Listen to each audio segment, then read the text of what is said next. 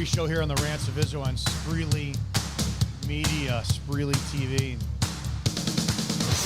Thursday. It is Thursday.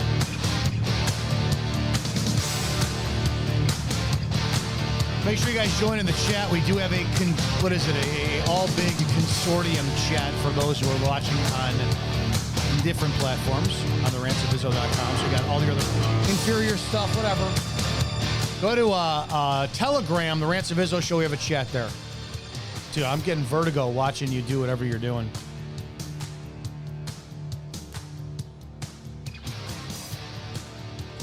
Good to see April Schoen, Amy Stancombe, Carly B, Sarah, Bev, Jen, all that good stuff.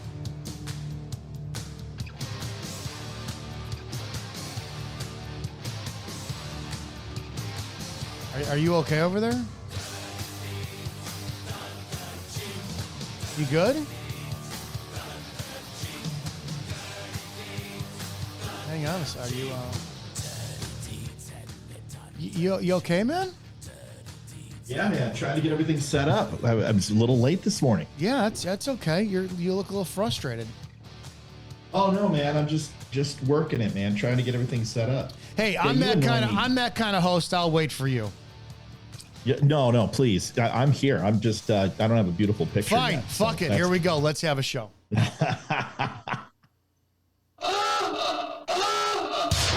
Prepare yourself. The opinions of the host and guests on the show are exclusively just that, opinions. That means that they shouldn't be the cause of your state of being offended. Why does everybody get so butthurt? Okay, let's go. Ready, go!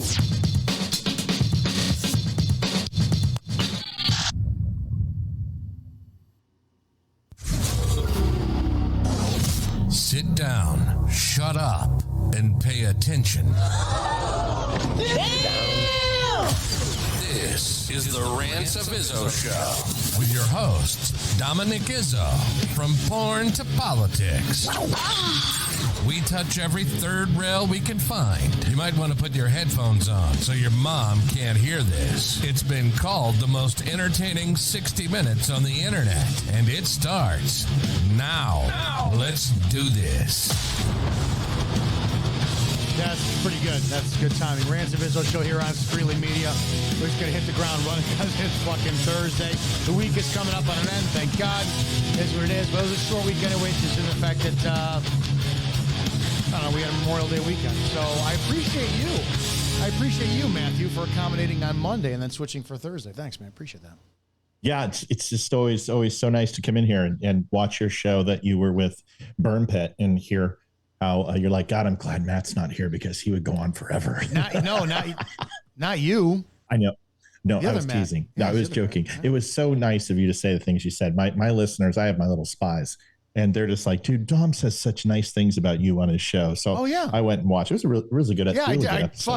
That's what. So today is going to be an example of what I said yesterday, which is when I have like the Burn Pit podcast guys on, or you, or even Eric Butler from Report and Opine. I like, you've heard the saying that if you're the smartest person in the room, you're in the wrong room. I like being with guys who fucking show me up, and it's like, dude, they're political. I can't hold a candle to you. Constitutional, cannot fucking hold a candle to Matty Wack. It's insane. So I like having you guys on because this turns into me getting educated as much as the audience. I don't have to entertain half as much. So let's talk about this. The biggest scuttlebutt going around now is this upcoming potential guilty verdict for Trump and this case. I want to talk about the what ifs, right? I want to play what if. And there's so many directions we can go. I want to start off with, do you have a general 360 opinion on what's going on right now? Be it from, here's the problem with somebody like you again, too. Remember, you don't think like the common person. So if I ask you, what do you think about a pending guilty verdict? You're going to give an educated answer based on, constitutionality, law, all this, where people like me are like, dude, did the judge just fucking change the rules? And this is where we uprise and cause an insurrection over our government doing this? I'm looking for almost a voice of reason today, but at the same point in time, too, I want to know how ape shit pissed we should be, if we should be. So let's start there. 360 view. Sure. What are your views on what's going on with this case and all this information that's coming out? Yeah, this will be kind of new for me on the show, is because usually we kind of talk about stuff that, is just, it's what's trending. It's in our face, but it has a lot to do with police and racial division and stuff like that. This is like my bread and butter. This is where I live. That's why Maddie Whack, I would love to have a conversation, because I'm a constitutionalist first. So I guess talking you off the cliff is not going to happen, because this is a clear breach of judicial, not oversight, right? This isn't just somebody who's extending their capabilities begrudgingly. This is judicial misconduct. And there have been, just in this case alone, from how it was brought together, from how it's been executed, and how it's been processed, has been negligent beyond any description I've ever heard in any case law I have read. This is very, very reminiscent to me of the Warren Commission, which was the John F. Kennedy investigation into the assassination of John F. Kennedy. I could probably have counted 1,000 to 1,500 different blatant, negligent processes that took place in that investigation. Did we lose you? Did we lose you? We've been having... The guy is corrupt, beyond corrupt. And the thing that a lot of people aren't talking about, Dom, and the thing that drives me crazy, is that one of the instructions he gave the jurors today was, listen, if you wake up in the morning and you go outside and you see that the ground is wet and your neighbors are putting away their umbrellas and their slickers and their rain boots, you can pretty much assume that even though you didn't see it rain, that rain took place. This is what this prick said. And what that says is, even though there's no, it's all circumstantial evidence that a crime took place here, and even though we don't have a specific crime that took place, you can go ahead and assume that it did take place, even though there is no empirical data or exculpatory evidence. Did you hear my example yesterday, kind of framing Scott for taking an evening piss outside and the neighbor sees him standing there? Was that accurate? Right. That's totally accurate. You're basically saying, if you don't find a crime, make one up. Well, that's what you're saying. We did this. This happened not too long ago. I don't remember what the case was, but the analogy I gave, and this was like 4 or 5 months ago, where I had said, okay, so, and it happened to somebody on the right, and I'm like, well, wait a second.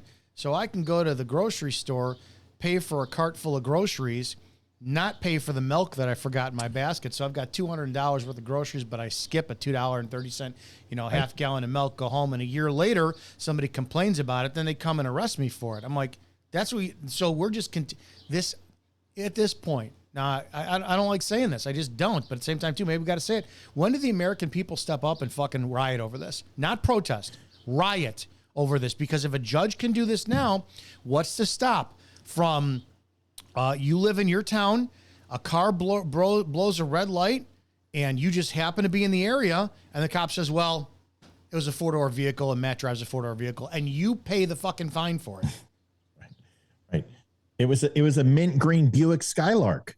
You shot the clerk. I shot the clerk. My mother had a navy blue one. Yeah.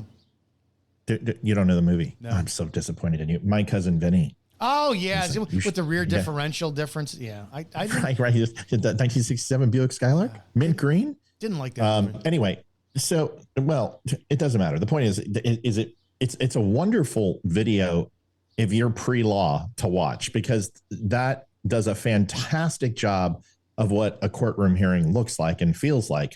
And especially if you don't know the processes. This is what this comes down to. This is not about a conviction. This is not about a justice. This judge, you asked me a question.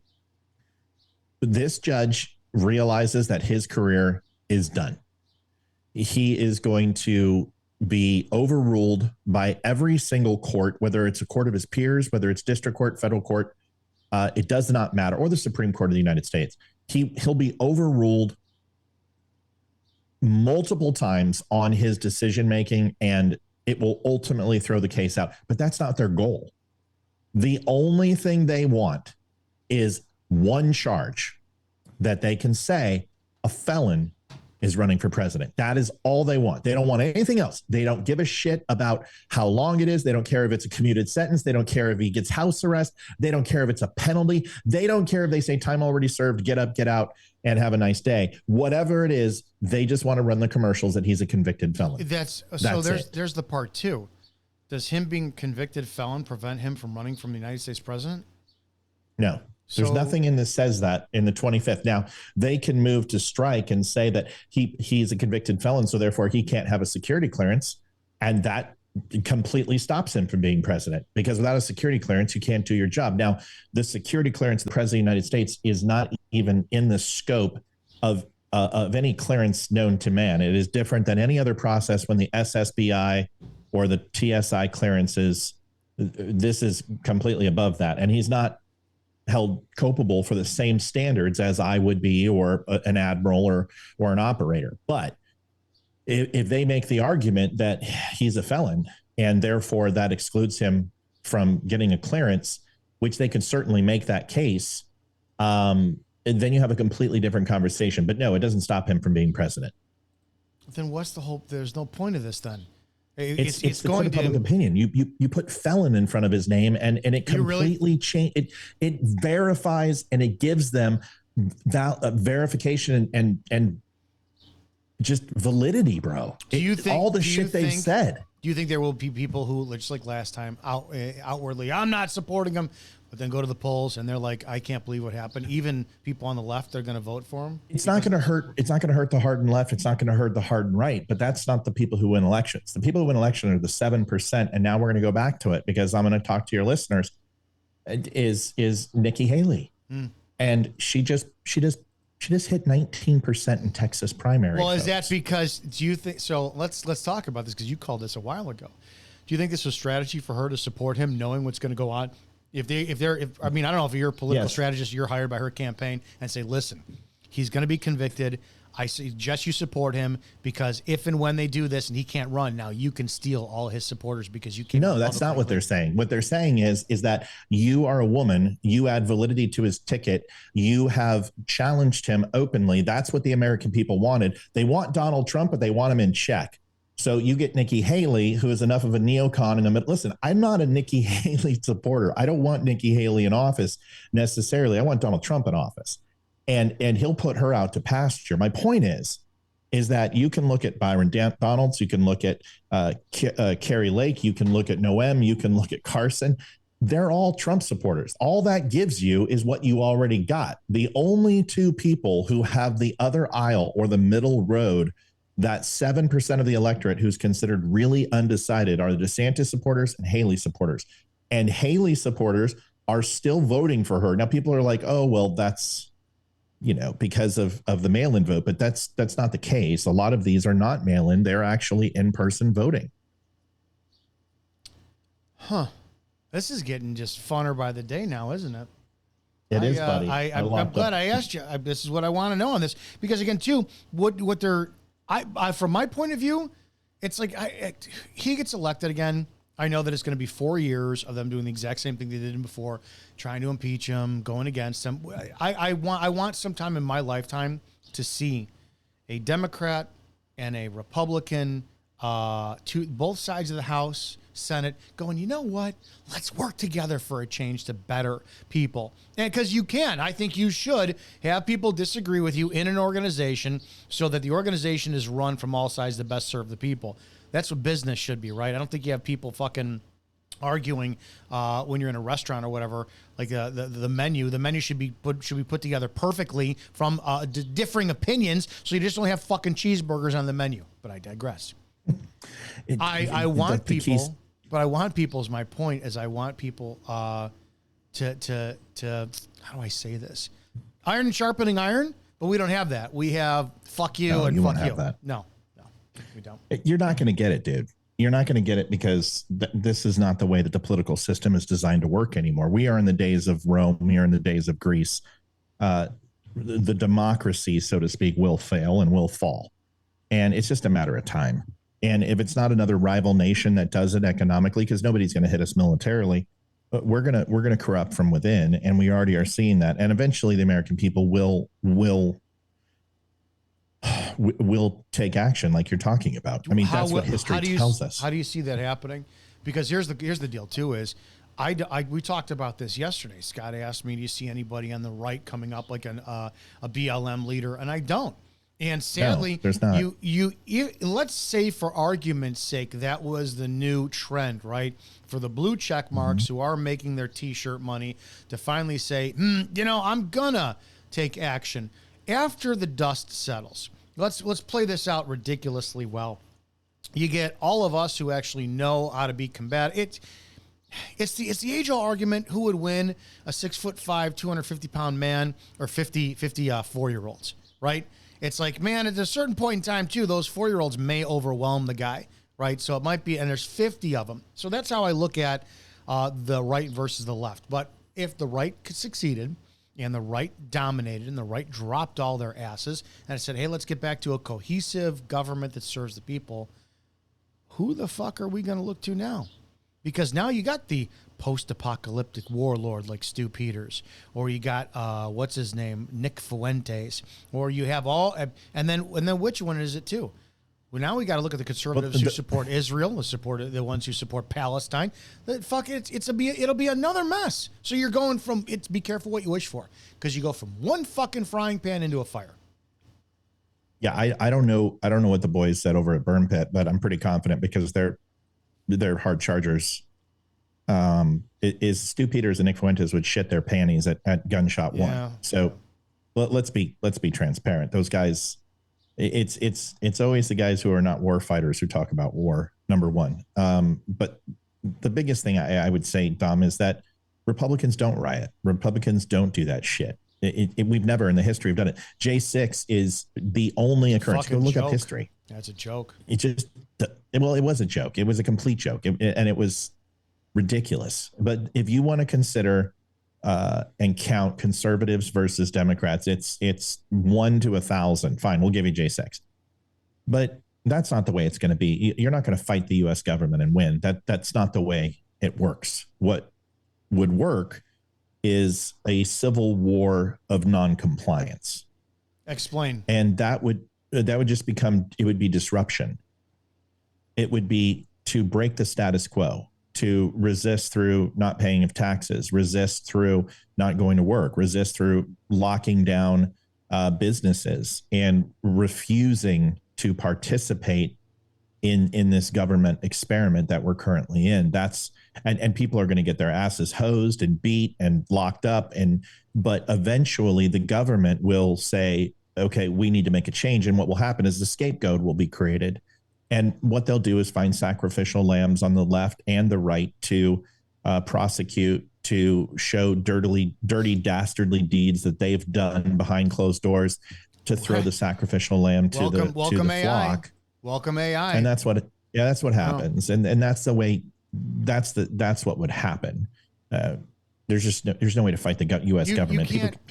There's been certain, like, each show episode I've done the last couple of days has been put a different piece of the puzzle together. Last week I had Jen Torres on, and we were talking about her son. He's 19. He's got a part-time job, but he spends a lot of his time home streaming. And if that was the case like 5 years ago, I'd be like, oh, what a fucking loser, this and that. Now I look, right. Most of what we do is streaming content. I don't go to a factory and build anything anymore.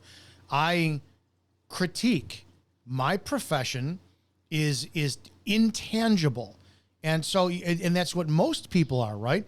So if we consume so much shit, and this was like the Truman Show, man, that showed us where we're all headed to. It's like the show ends. Yeah. What else is on?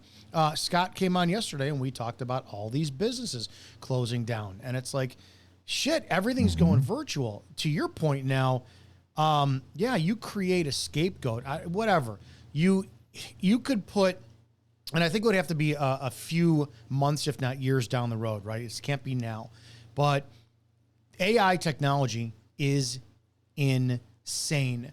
The advances that it made in the last 9 months are almost like unrecognizable. You and I are very big into music, and I said yesterday I was listening to Barbra Streisand sing with fucking Kermit the Frog, Rainbow Connection. I'm like, I've never heard this before. And it's not that old of a version, but I started to listen to it. I'm going, how do I know this is an AI?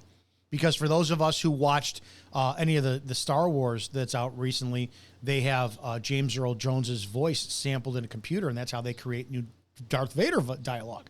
So with all that, fast forward a year from now, AI is indistinguishable between live action, and they create something. Here's Trump, here's Trump with an old grainy video of him showering with his daughter when she was 11 years old. Oh, this never came out. You pump that out, there will be so many. It's that to me is more effective of planting in the brain, like you're talking about planting a guilty verdict. It's like, okay, whatever. For some strange reason, I think now that we're so glued to our phones and the video, the information that we give now is that knee-jerk, instant gratification, serotonin hit, dopamine hit, impulse, uncontrolled shit. You show me that, I'm gonna go, fuck yeah! And then maybe, what percentage of us are gonna discern versus the rest of the mob that goes, yeah, fuck him, who's next? So I think with this technology coming up and with the unmatched audience people have available to them, that whatever they bring out in the next 6 months or so is going to be very detrimental, and it may go exactly the way you just said it. Well, and I want to be clear that's government controlled propaganda. That's not what I'm saying. I'm thinking that the people will get so pissed at some point, and we were very close to that in COVID. Like if they would have done a second lockdown a month, 6 months after the first lockdown, I think the American people were ready to, everybody, Democrats, Republicans, people were going to say, okay, fuck this, we're going to resist. And I really truly believe that was but I was ready. I was like, you try to do it one more time. I've already lost 2 jobs. You've taken, almost a low six figure salary away from me twice. You're not doing it again. And if you do, I'm going to fight. And that's just the truth. I'm going to fight. And whether that fight is economically or whether it's, rising a bunch of people up and causing havoc, whatever that looks like, you're not doing it again. I think a lot of people were there. And then we also kind of felt that with the vaccine mandate of like, we're not getting vaxxed, and we feel you pushing and you're trying to make life difficult, but there's going to come a point where you're going to say, hey, you can't attend church, or you can't do this. You can't grocery shop. That is when you push back and fight. But what I'm saying is that all that happens, and the AI shit happens, and the canned responses and the political ads, and then the restrictive, parts of the Constitution, or the non-restrictive that limit the government from doing what they're doing, are lifted, those type of things, that there will come a point where the American people will say no more. And it won't be with guns and pitchforks and torches. What it will be is they will say, we demand a sacrifice. And these people are responsible. Here's a list of Nancy Pelosi, and here Mitch McConnell and everything. And then eventually that gets so bad on the government that the government cannot function. It cannot get its revenue. Its economy starts getting impacted. Social unrest is a horrible thing for the United States, considering that that's what creates our cohesion and our overall model for the United States to be successful, because we don't use slave labor. We don't beat people into submission to work for us like other governments do.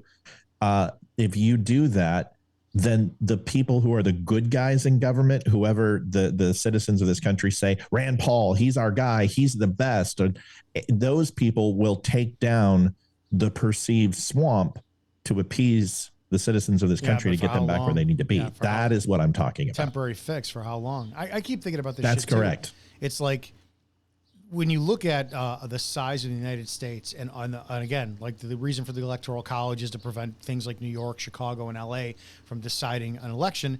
Well, there's part of me that's like, let the shit go to hell, because it'll be New York, Chicago, and LA that have these mass riots and out of control, this and that. I'm in the suburbs. I don't fucking care. For now. Yeah, well, come out here, please. I have no problem. If it gets to the point, part of me too, I'm not going to lie, I'm kind of bored.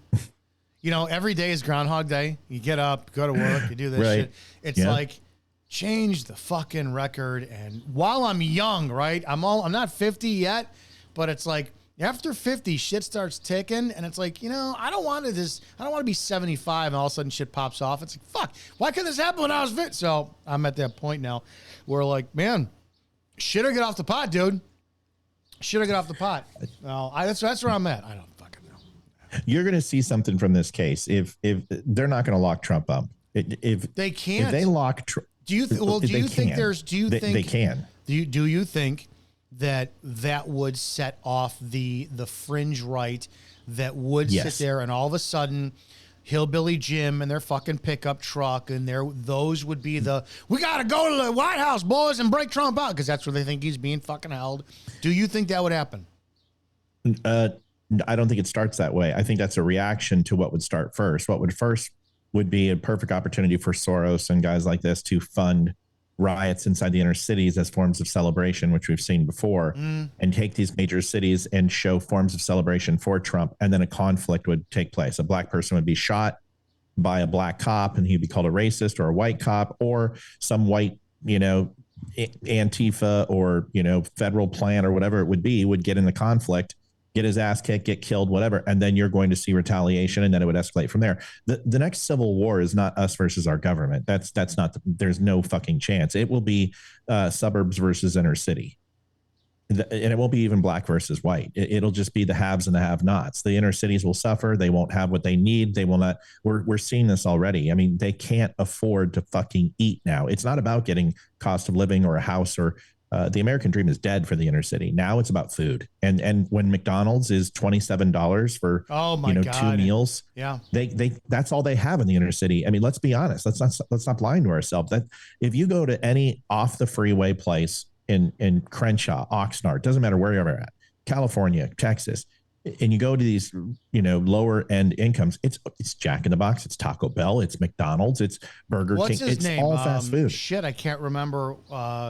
Guy who used to do a segment called When Radio Was. He was the one who did on, I can't remember. Paul Harvey. No, it wasn't Paul Harvey. It was Oren something out here in Chicago, and he made a great statement. He said, there is no such thing as junk food when you're poor. That's right. And I was like, that's right. Yeah, I've been there. 100%. I've been there. We would do people be like, hey, we're having mac and cheese tonight. And mac and cheese was just elbow macaroni boiled with some salt. There was no cheese. I'm not saying this. My mother had brain surgery. It was a $750,000 process, and we were broke. We didn't have carpet in the house because the water softener broke. It's not, Did you were you raised on powdered milk? I never did powdered milk. Powdered milk was that drank water. Powdered. We had powdered milk growing up. That was fucking fun. That was, oh God.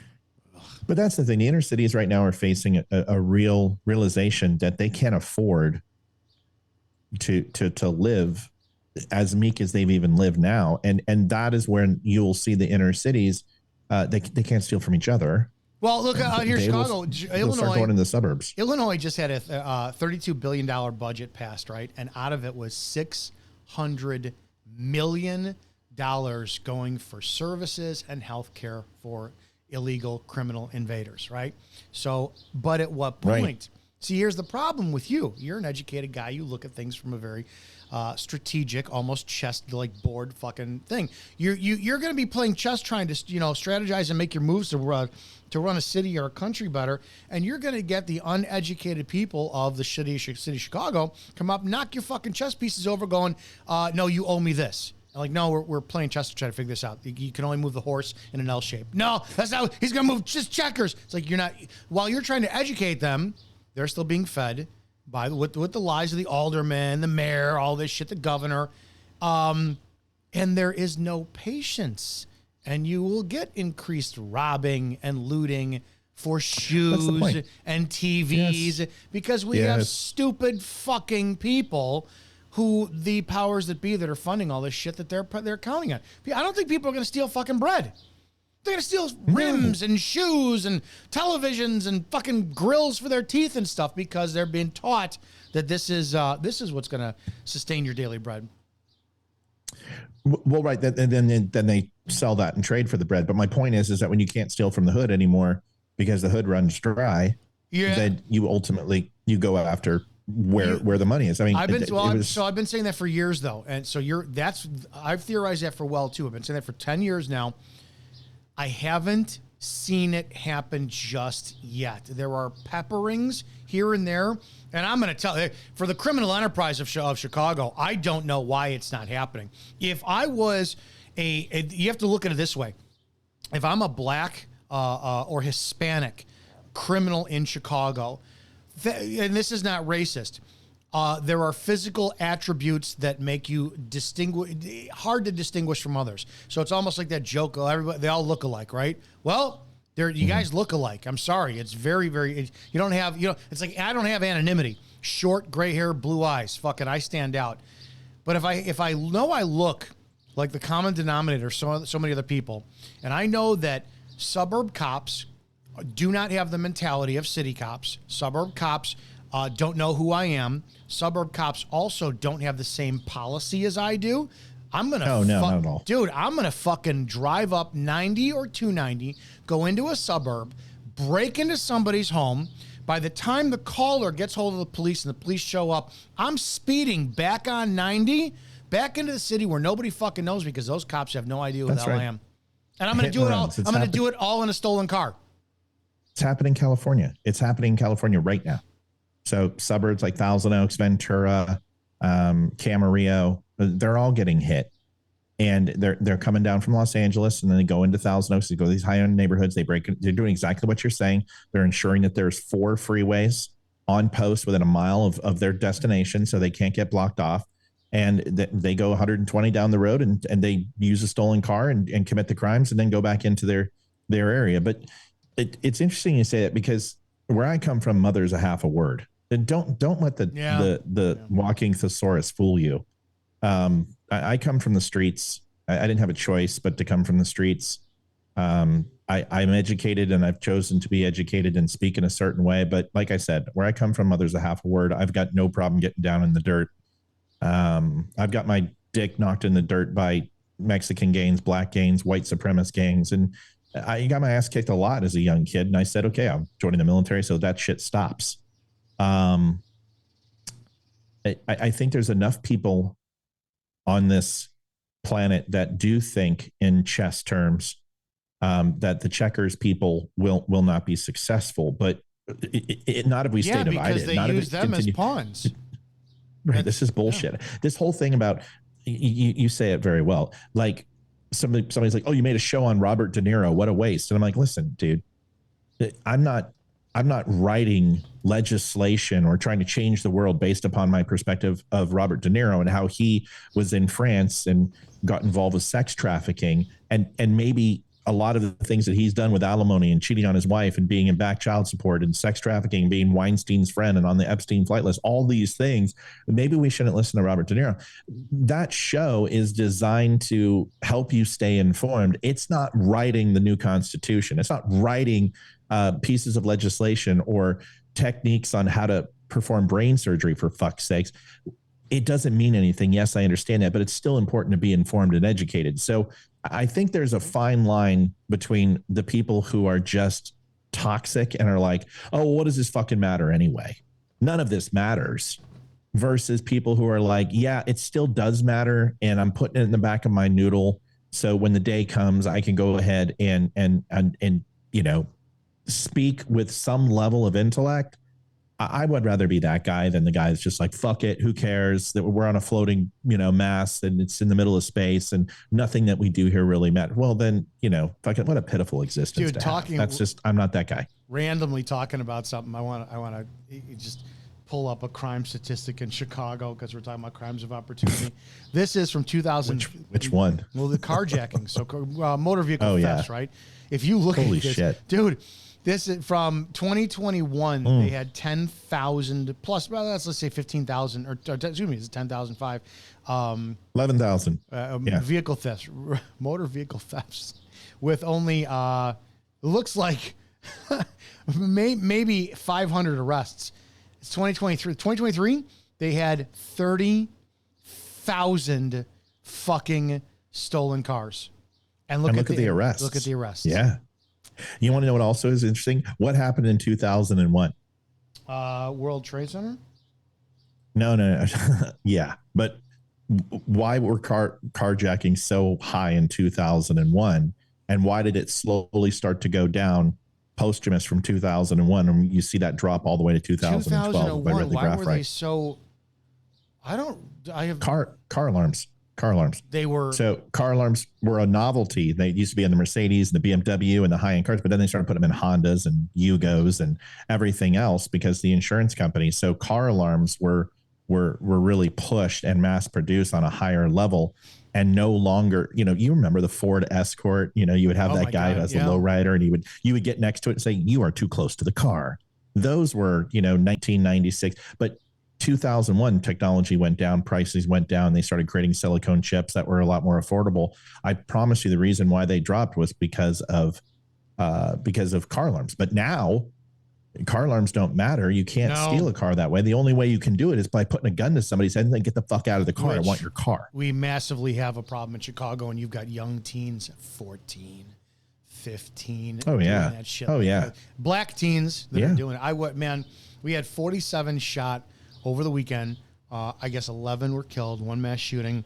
It just blows me away. It's asinine that human beings can come to it. And maybe it is cultural. It obviously is cultural. When you have the black community says, you just don't know. You're right. I have no idea what it's like to be pushed to a point where I think it's acceptable to shoot another person to solve my social disagreement with them. You're fucking 100% right, and that makes me a better human being than you are. So I'm fucking no. Yeah. Yeah, I think you think cultural is for sure. A lot of people want to say it's ethnicity, and I don't think that's. But that a falls fair within. assessment. No, it's not because it does. It does. Ethnic is within a culture. If you whatever background you're Scottish or Irish or what are you? Everything. Okay, so if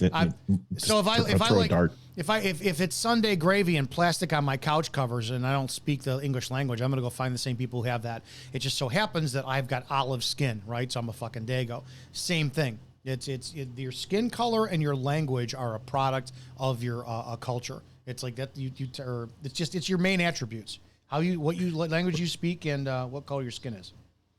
But you're an advocate of the trading places phenomenon too, and psychologically speaking, that you started to preface this is that there is no junk food for people who are hungry, and there are no moral equivalencies for those people who are desperate. So on an individual level, you get people in mass crowds. Sure, I agree. Separate people, man. I completely.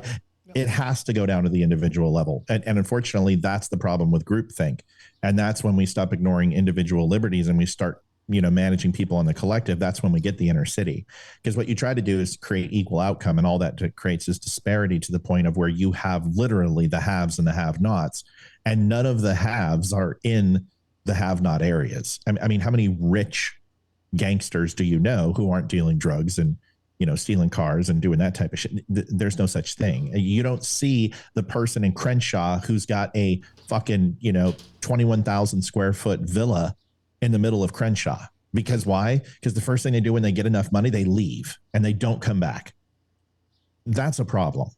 So I'm not going to sit here. The one thing I love about you is when you had your conversation with Sink Uyghur, and you dropped his fucking jaw when you're like, hey, systemic racism does exist in the criminal justice system. And Sank shat himself. I mean, he was floored. He couldn't believe it.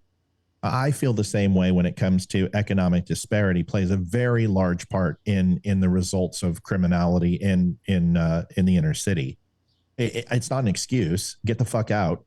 Pull yourself up. Don't get involved in this. Have fathers in the home. All these things, yes. But when you literally are rewarded for either aborting a baby or having more of them, it's kind of hard to follow ethics and values and morals when literally your next door neighbor just got shot because he's wearing a color or because he was peddling another rock where he shouldn't have on a street corner. It's fucking insane, man. I mean, these people have to deal with this is ridiculous. It's a totally different world than the United States that you and I know. You know this. You're a cop. It's depressing, dude. It is fucking depressing. I mean, I had to go into these cities and help recruit some of these kids like Napoleon Kaufman and Eric Turner, who are just great football players. Napoleon Kaufman played for the Raiders. Turner, before he died of cancer, was Cleveland Brown. And they went to UCLA. My dad was trying to recruit him for Colorado, and he couldn't go and talk to them because he was a recruiter. So he'd send me instead. So I'd go out in the field. I'm like, hey, Napoleon, just Colorado loves you. My dad loves you. He's up in the stands. Just want to say great job. And I would see these shootings and I would see the stabbings and you would hear the gunshots off in the distance. And something changed in these kids' eyes when they were done playing football. They're like, oh, I got to go back to reality now and I got to go dodge bullets. It's just a different world. It's just not the same. We pretend we don't see it, but it's there. Do we just sit there and honor, hey, Second Amendment's not my permit to carry a firearm. It's my God-given right. Do we just go out, Wild West, full strapped, and whatever happens, happens? I think you choose. Listen, trouble doesn't find you, man. You go find it. And that's growing up where I was at. I learned to shut my mouth at an early, even though I was a big mouth and I got my ass handed to me. I finally learned just to shut my fucking mouth. Kids are not allowed to learn that lesson anymore. No, they're not. And they don't understand that there's consequence. So do I strap everywhere? Yeah. I mean, I have death threats come in on a daily basis most days. And I've had some serious ones, man. I've had people threaten, I'm going to rape your daughter and then I'm going to cut your wife's head off while you fucking watch, and shit that you can't fucking believe. So I carry everywhere. And being involved and very, very close to the Columbine school shooting and the Aurora shooting and working in El Paso at the mall at Sila Vista and running stores there. I've, never been involved, but been in areas where I was like, holy shit, if I was 6 months earlier, that this is a bad news for me. So I carry everywhere just because that's ingrained into me. But do we need to go out in the Wild West blaze of glory? No, because you go looking for trouble. Like it's a perfect example is J6. Don't go down there, right? Oh my God. Don't be stupid. Don't be stupid. I had that conversation, and it was with Morgan Ariel, of all people. She sat there and asked me before it happened. We were still cordial. Are you going to January 6th? I said, you're out of your fucking mind, dude. Why would you go to that? Stupid. No way. I'm going to go. I'm like, no, I'm so glad I didn't. Why? I want to hear Trump speak. Go do it in not the largest crime area in the United States of America, with the least amount of security, with only one way out. Why do you think the English had such a problem fucking, escaping Washington, D.C.? There's only one fucking way out of that swamp. And I will never put myself in a place where there's only one exit, where there's a potential conflict. It's like, let's go ahead and bring in some Mexicans, Jerry Springer style, some black people, some Ku Klux Klan, some BLM. Let's go ahead and throw them a knife. Let's see what happens. What can you guys do with a knife? Yeah, let's go ahead and get in a little fight. No, fuck that. I'm not going to put myself in that situation. The gun violence is not going to be a big concern out here. We had a brawl in Chicago with the migrants, and they were breaking out the fucking machetes. It's like, dude, that's what they do in their culture, man. You think? Yeah. Welcome to this. You're gonna have guys walk around without fucking arms on the streets of Chicago soon. Holy shit. Fuck yes. Did you do, I had a caller. A Glock doesn't scare me. Some fucker breaks out a machete, I'm going to think twice. It is 100%. You want what you get. Take what you want. Because that's a 3-foot fucking razor blade, dude. This guy comes in and he's like, I'm like, fuck, dude, take it. 3-foot fucking razor blade. Merry Christmas. Take it. Machete? No, we're good. I had a balls of brass. Caller yesterday paid you a massive compliment, said that you did a great show with, I think it was on De Niro. Is that what you're talking about? Oh, no. It was about if I was Trump for a day, what would you speech would I give to America? And I wrote his address. I was just fucking around and I wrote his address to America. And it was like a benediction on the GOP and using antithetical arguments between the Democrats and Republicans and examples. And it was pretty good. I mean, it sums up what's lacking in America. And it was fairly decent. It's on the Dumb News. You can read it. It's a 6-minute read, but it was fairly decent, I would say. Yeah. You proud of yourself? I don't think so. It's not going to change anything, right? Let's just all fucking. You should mail it in for Trump and say, "Hey, for the love of God, hire me as a fucking speechwriter." Trump won't listen to me. And what's hilarious is somebody in the Trump campaign watches my show. I'm telling you, but it's not conspiratorial. I don't believe in that shit. But somebody's watching, because I can't tell you how many times I've said something and I'm like, God fucking bless America, Trump, you got to stop doing this. You got to do this instead. And I hear that more than anything. I hear, you're a douchebag Zionist a lot. But the second thing I hear is, hey, why the fuck aren't you running for office, or why aren't you running a political campaign? Because I'm too smart. That's why. Yeah, you would be instantly hated by both sides. I'd be destroyed. You're not destroyed. Yeah, you can't run because conservatives. I don't care who says what. The Republican Party does not want change. They just don't, and I think they would vilify you. Neither of them do. Neither of them do. Mm-hmm. No, you should. The only. And this is my view. The only reason ever to run for office is to see who your friends are. That's it. That's it. Yeah, and I already know that. I already know that. You, fucking, just a couple of other people, maybe. I was thinking about it. It's like, man, I don't have any fucking friends anymore because that that election. I've talked about it many, many, many times. Yeah. It's like, people fucking, wait a second. Weren't you my friend? It was a shitty. And I'm not married. I don't have friends, Dom. I have brothers and sisters, right? And that's truly, like, I have people who I'll die for. And friends are just, they're expendable. I mean, no offense. They mean nothing to me. Because they come and go, and you always find out who your friends are. You made a perfect example, but brothers, people who you've, served down range with, or people who, you've done something for, or show you like you bust your fucking ass for me when I need you. And damn right, I'm going to be here every Monday or Thursday if you need me. That's the difference between a friend and a brother or sister. So I don't have any friends. Okay. Appreciate that. What the hell is, hang on. I'm trying to see if we have something trending. Maricopa County is being served. It's finally happening. I don't see the date on this. This could be a while ago. I don't see any breaking news. I know. It's like, who cares? It's over. They're not going to fucking, okay, listen. Okay, America, I'm here to talk. All right, you know what? Let's do, you want me to do Reagan, or do you want me to do Bill Clinton? Oh, Bill Clinton. Bill Clinton. Okay. Bill Clinton. Do you America. Wait. No. Hang on. I got a full screen. Son of a bitch. I just want to have a conversation with my people. Would you wait? Hang on. I got to set this up the right way. All right, go ahead. I set this up the right way. Have you full screen? Okay. Get me in here. Okay, here we go. And 5, 4, 3, 2, and ladies and gentlemen, now the Rants of Izzo show proudly presents a moment with former President Bill Clinton and his glorious thoughts on whatever we're going through today. Hey, Monica, go ahead and get the fuck out of there and get you a chocolate chip cookie later. Thank you, sweetie. Wipe off your mouth. Hello, America. Bill Clinton. And I just want to say, no matter what evidence you think they're going to find, sorry, we're late. No matter what you believe, I'll just let you know they're not going to overturn the fucking 2020 election. It's just not going to happen. I promise you. But if you want to go ahead and whistle my Peter, you can come on down, and I'll give you a chocolate chip cookie just like Monty. And I'll go ahead and sign your dress for you. Thank you so much, America. God bless. Do you think that was an accurate painting of Bill Clinton in the dress in Epstein Island? That's a fucking dude. So bought, so paid for, so island. Dude, greatest line ever out. I'm not an Alex Jones fan. I think he's a fucking idiot, but he has said some things that are very interesting. He's batshit crazy. And I always love when people are like, dude, this guy's totally fucking crazy, but you got to listen to him. Like, no, I don't. Being a crazy and fucking a genius. Yeah.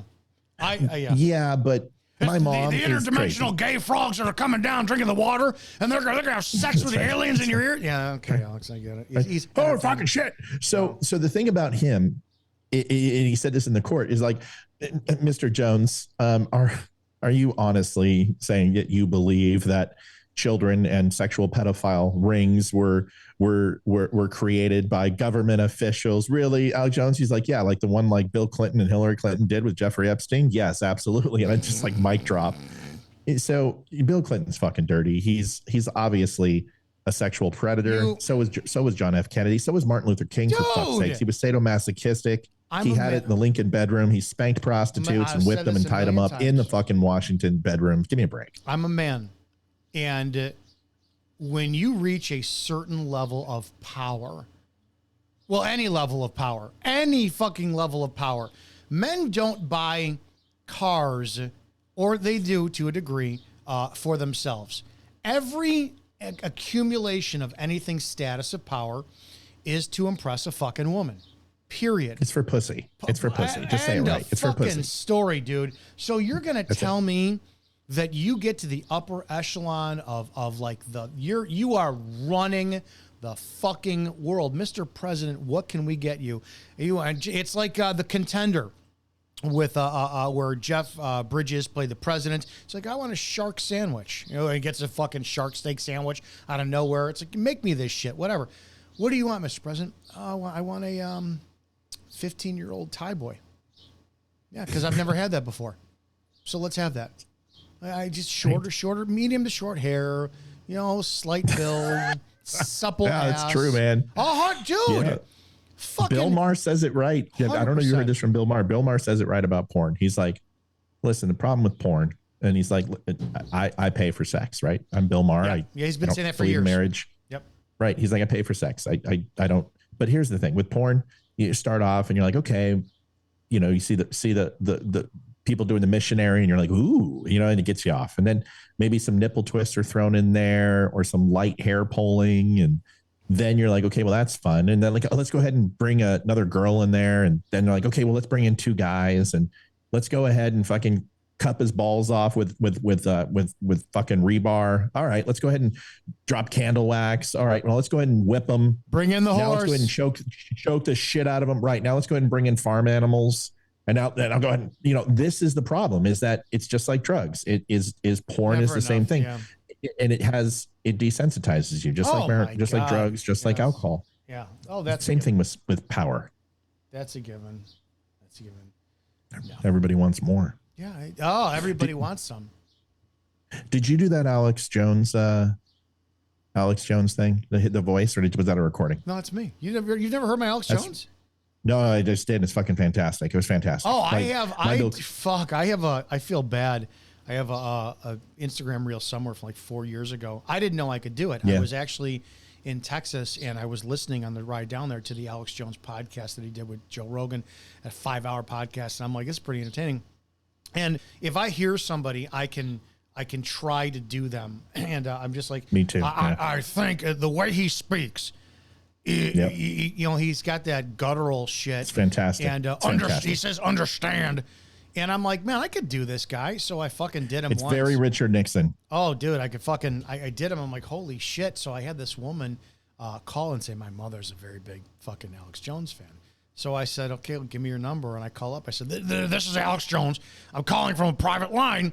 And because he stutters a lot. We're looking to see if with your expertise that are in the paranormal, if you would be willing to come on the show and discuss how we can get the interdimensional gay beings come down with the frogs. And I've done so many prank calls.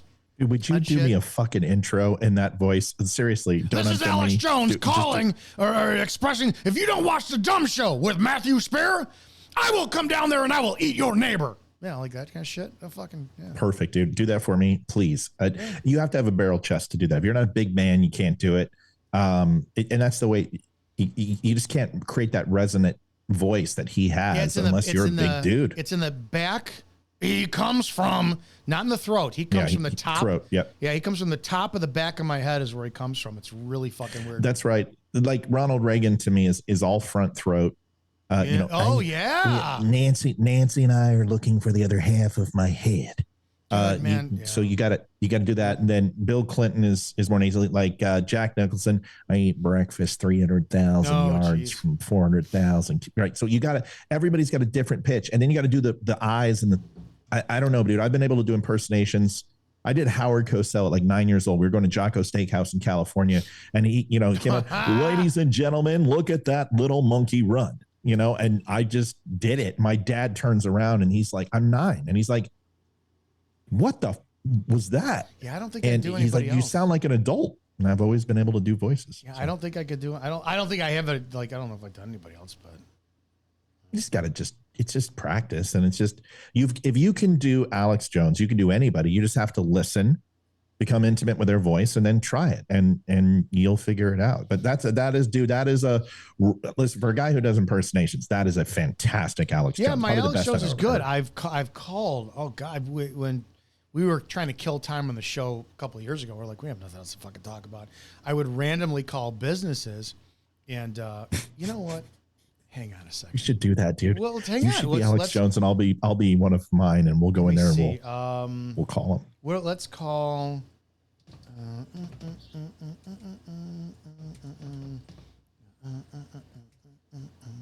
God, we should do like Alex Jones and like a Los Angeles gang member, or wait, hang on. Do a Russian. I can do Russian. We can figure it out.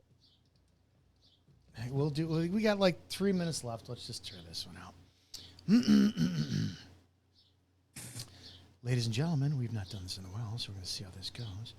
I'm going to listen. I'm going to mute up so I can hear. All right, I've got this is a test. I haven't done this in a long time.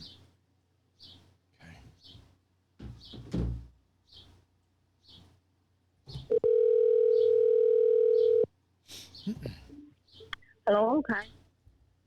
Hi, how are you? Good afternoon. Hi, good. How are you? Good. This is Alex Jones from InfoWars, and I'm going to be in town in Chicago doing a show, and I would like to know if I can come in your establishment and get some services done. Okay, you want to know what time? Yes. Do you know who I am? Huh? Do you know who I am? I'm Alex Jones from InfoWars. What time come in? Well, it would be around 8 o'clock. Am I able to get the Korean special on 8 o'clock? 8 o'clock? Yes. Do you do hot stone massage? Yes, I have. Okay, do you spit in my mouth too? Okay, 8 o'clock, right? Sure.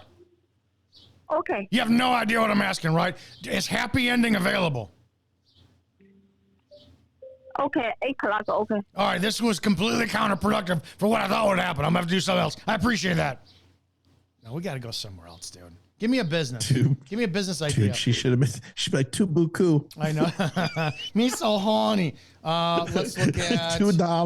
$2. Oh God! The problem with crank calling a Chinese restaurant or a Chinese I'm fucking this up. Salon bars. You want to do it again a half hour later. Oh, look at that! All right, let's try this one. All right, well, this will be a little bit more American. All right, I'm muting it up. Okay, I gotta find this. You should call a gun store. Is what you should call. Everybody knows who fucking Alex Jones is from a gun store. I want to call something liberal and. Have that. Call Planned Parenthood. They fucking know who he is. Oh my God! Hang on. Tell him you're Alex Jones. You're transitioning. You think you might be pregnant, and you want to take care of your pregnancy. Let's try this one. Here we go. We're running out of time. Let's get this done.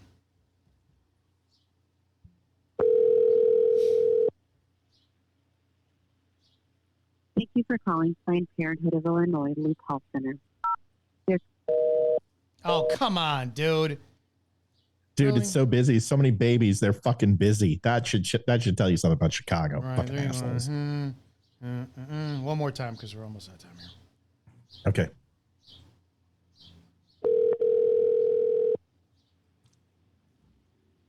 Thank you for calling Planned Parenthood of Illinois. Oh, there we go. Great news. Starting November 1st, PPIL. We get a 2-for-1 special. Great news. Starting November 1st, PPIL. It's government, dude. The Elizabeth Cohen Morris Health Center, also known as Near North, is open Monday through Saturday.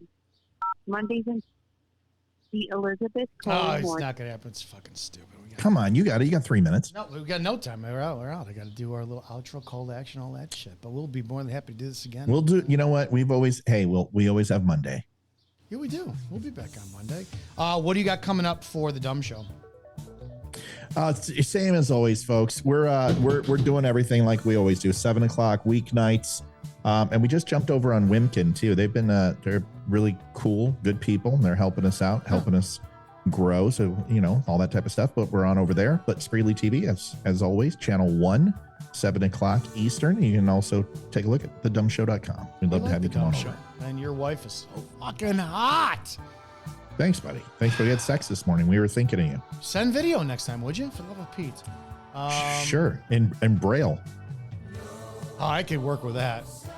I can work with that. That's right. As long as it's my right hand, because my left hand's best. It's weird. I'm a lefty when it comes to that. All right, kids. Robin Hood Men in Tights, where the guy's reading the Playboy in Braille. Oh my God, I fucking remember that shit. That was a great. A great Mel Brooks film. It seriously was. Hey Blinken. Hey Blinken. Oh, now I want to watch that again. All right, guys. Carrie Elways too, of all people. I'm trying to think who else. Oh yeah. Oh my God, I forgot all about that movie. Kids. Dude, it's got Dave Chappelle in it, dude. Yeah. I'm on the West Bank. I'm on the East Bank. Mm-hmm. We need to have another dedicated movie Monday shit.